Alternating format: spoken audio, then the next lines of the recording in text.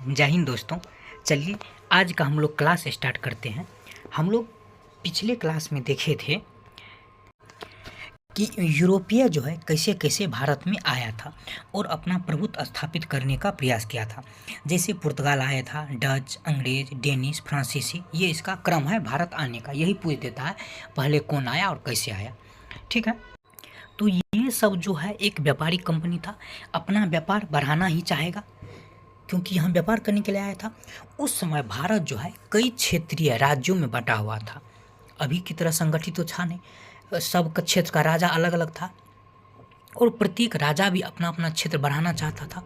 तो आपस में ईर्ष्या द्वेष तो होगा ही, मतभेद तो होगा ही, सब एक दूसरे को हराना तो चाहेगा ही।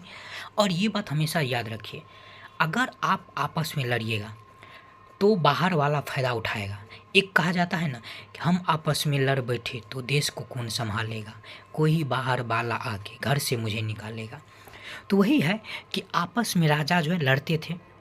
तो ये सब जो विदेशी आए थे व्यापार करने के लिए, ये सब को मौका मिल गया कि अब हम लोग ये सब के आपस की लड़ाई को हम लोग फ़ायदा उठाए और हम लोग अपना व्यापार जो बढ़ाए। ये किसी राज्य में जाते थे और वहाँ टैक्स देते थे, टैक्स के बदले जो है वो वहाँ व्यापार करते थे। तो अब अपना ये जो है प्रभुत्व बढ़ाना चाहा।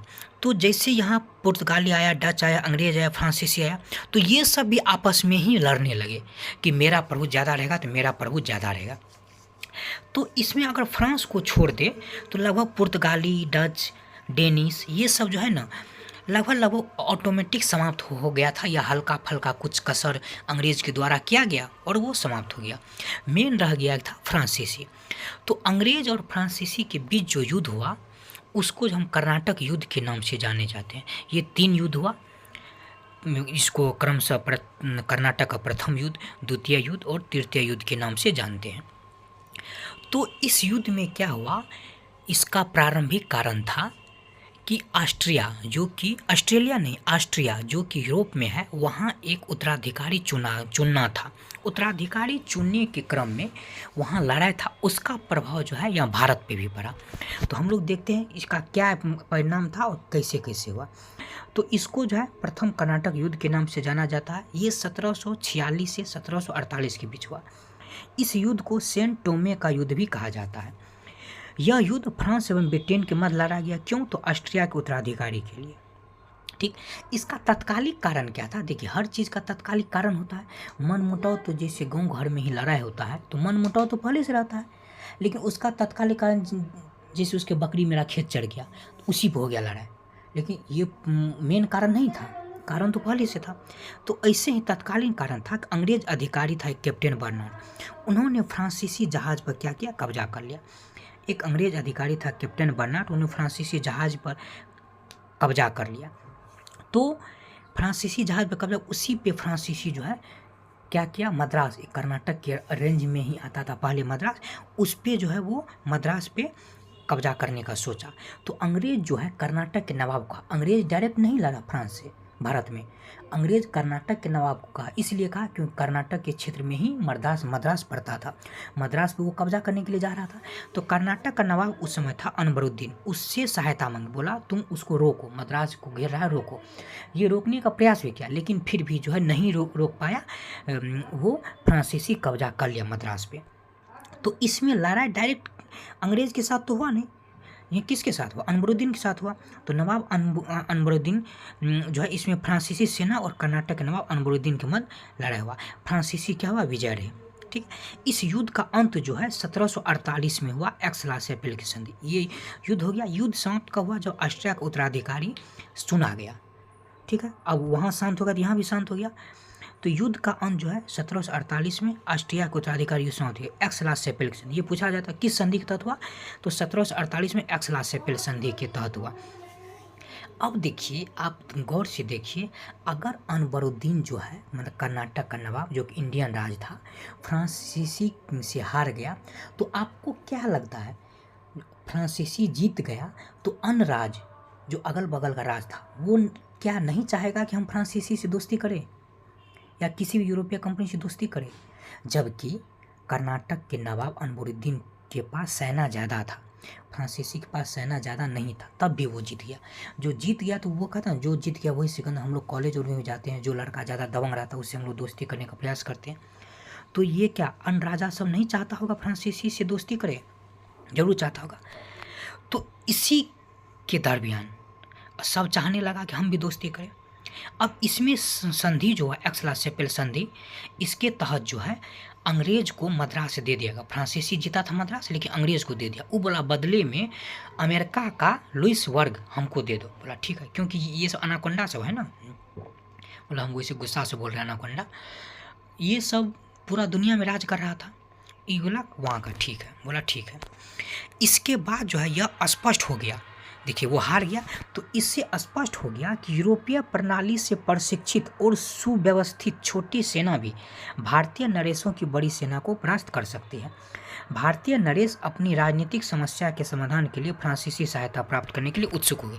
हम बोले ना, अन्य भारतीय राजा जो था वो चाहता था हम फ्रांस की सहायता लें। ठीक है, ये संधि समाप्त हो गया। अब दूसरा हुआ द्वितीय कर्नाटक युद्ध।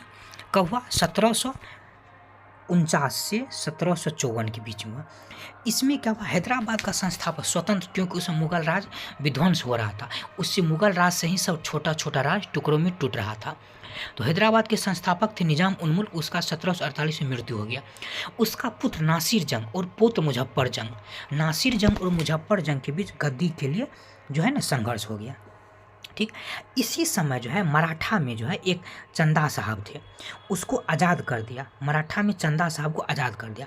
अब अनवरुद्दीन चंदा साहब के बीच मतलब गद्दी के लिए लड़ा हो गया, और हैदराबाद में नासिर जंग मुजफ्फर जंग के बीच लड़ा हो गया। फिर से सुनिए, हैदराबाद में नासिर जंग और मुजफ्फर जंग के बीच सीट के लिए लड़ा हुआ, और मराठा में अनवरुद्दीन और चंदा साहब के बीच सीट के लिए लड़ा हुआ। तो इसमें जो है ये नासिर जंग को और अनवरुद्दीन को अंग्रेज़ सहायता किया। ये दोनों को एफुर अंग्रेज़ सहायता किया, और मुजफ्फर जंग और चंदा साहब को फ्रांसीसी सहायता किया। याद रखिए, नासिर जंग और मुजफ्फर जंग हैदराबाद में लड़ाई कर रहे थे अपना गद्दी प्राप्त करने के लिए, और अनवरुद्दीन और चंदा साहब मराठा में गद्दी प्राप्त करने के लिए लड़ाई कर रहे थे। इसका फर्स्ट नासिर जंग और इसका फर्स्ट अनवरुद्दीन को अंग्रेज सहायता प्राप्त किया, और मुजफ्फर जंग और चंदा साहब को फ्रांसीसी सहायता प्राप्त किया। तो फ्रांसीसी ने जो है चंदा साहब मुजफ्फर जंग का, वही लिखा हुआ है, फ्रांसीसी चंदा साहब मुजफ्फर जंग का समर्थन किया, और ये किया। 1749 में अंबर के युद्ध में अनवरुद्दीन मारा गया। अनवरुद्दीन मर गया, तो अनवरुद्दीन अब मर गया तो जाहिर सी बात है चंदा साहब मतलब शासक बना होगा, और चंदा साहब शासक बना होगा तो फ्रांसीसी को कुछ ना कुछ गिफ्ट दिया होगा। और नेक्स्ट ईयर 1750 में हैदराबाद में नासिर जंग भी मारा गया और मुजफ्फर जंग नवाब बना। यहाँ ये अंग्रेज का भाग्य खराब है। अंग्रेज जिसको जिसको सहायता किया वो मर गया। देखिए, अंग्रेज अनवरुद्दीन की सहायता किया 1749 में अंबर के युद्ध में। पूछा जाता अंबर का युद्ध कब हुआ, तो अनवरुद्दीन मारा गया। और 1750 में हैदराबाद के युद्ध में नासिर जंग मारा गया, जिसको अंग्रेज ही सहायता प्राप्त किया था। तो फ्रांसीसी जिसको इसको सहायता प्राप्त किया था वो जीत गया, तो जाहिर सी बात है फ्रांसीसी को तो तोहफा मिलेगा। तो 1754 में जो है पांडिचेरी की संधि हुई, जिसके तहत दोनों पक्ष में जो है युद्ध विराम हुआ। अब ये पूछा जाता है द्वितीय कर्नाटक युद्ध कब समाप्त हुआ, तो 1754 में पांडिचेरी संधि के तहत। ठीक है, इस संधि के परिणाम स्वरूप दोनों कंपनी को जो है अपना अपना क्षेत्र वापस मिल गया। ठीक, अब तृतीय कर्नाटक युद्ध हुआ। तृतीय कर्नाटक युद्ध का कारण क्या था? इसको जो है सप्तवर्षीय युद्ध मतलब इंग्लैंड में चल रहा था। 1756 में ऑस्ट्रिया तथा इंग्लैंड के बीच परसा में शुरू हुआ सप्तवर्षीय युद्ध का ही विस्तार था।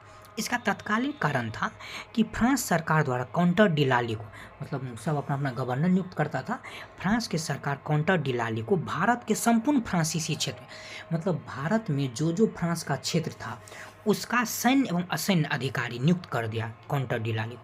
सैन्य एवं असैन्य अधिकारी मतलब सैन्य अधिकारी वो होता है जो लड़ता है, ठीक, असैन्य अधिकारी इसके बाद जो सब काम करता है, वो दोनों का प्रमुख नियुक्त कर दिया काउंटर डी लाली को।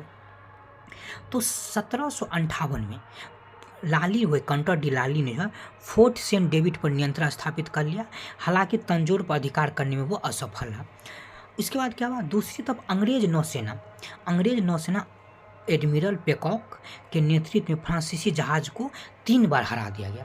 तो भाई बेइज्जती का बात तो है, जब हम आपको सैनिक एवं असैनिक अधिकारी दोनों बना दिए हैं तब आपको कैसे एडमिरल पेकॉक मतलब फ्रांसीसी जहाज को 3 बार हरा दिया। तो इसी समय जो है क्लाइव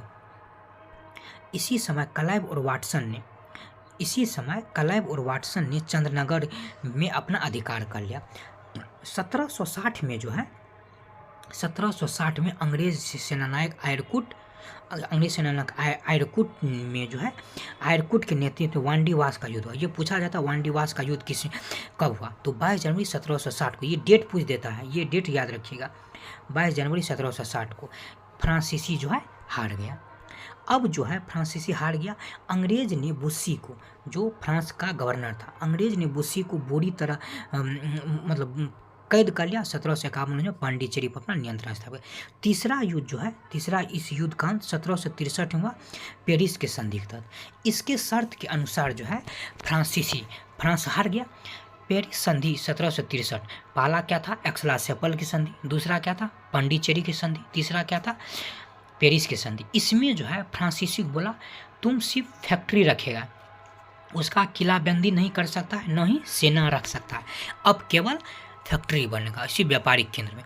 तो कहीं ना कहीं आप देखिए अंग्रेज का मोनोपोली हो गया, क्योंकि हम बताए थे फ्रांसीसी डच डेनिश पहले ही किसी न किसी रूप में हार गए थे। बचा था मेन इसको जवाब देने के लिए फ्रांसीसी भी 1763 तक क्या हुआ निपट गया। तो अब सर्वा कौन हो गया अंग्रेज जो है इस तरह अपना क्षेत्र फैला रहा था।